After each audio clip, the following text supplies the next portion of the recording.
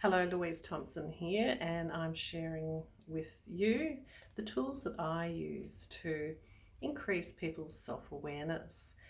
I spend most of my time working with people and their leadership to increase their leadership performance, and sometimes I do need to pull out of my toolkit some uh, really simple cards or conversation starters to get people thinking outside the square. So here's a great deck of cards. There's 28 cards. They're almost like a tile, and sometimes I do throw them on the floor if there's a group of people. But hey, as an individual, using them yourself, or more so when I work with people in a one-on-one situation, I get people thinking about their key strengths, which is all about how you perform in a relationship. When do you feel that you're offering your best, and generally you're using your top strengths? So these are 28 strengths. How would you order them? What would you have as your number one strength? Would it be, as I've just plucked a card, are you persuasive in a relationship? Do you urge and influence and convince others?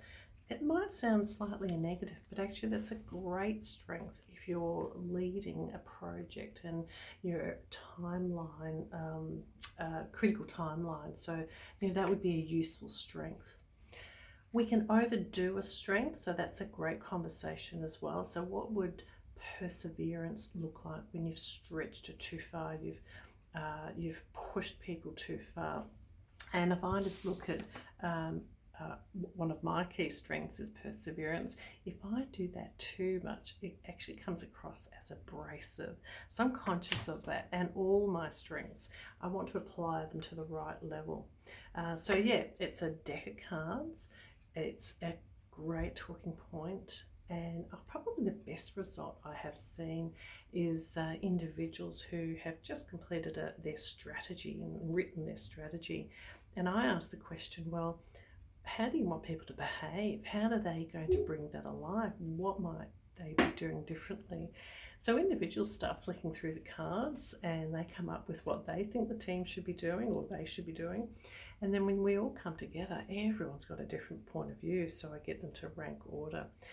It just makes people think what strengths are important for the organisation, because we're all individuals and we all bring different strengths, but some are more important than others for a certain period of time.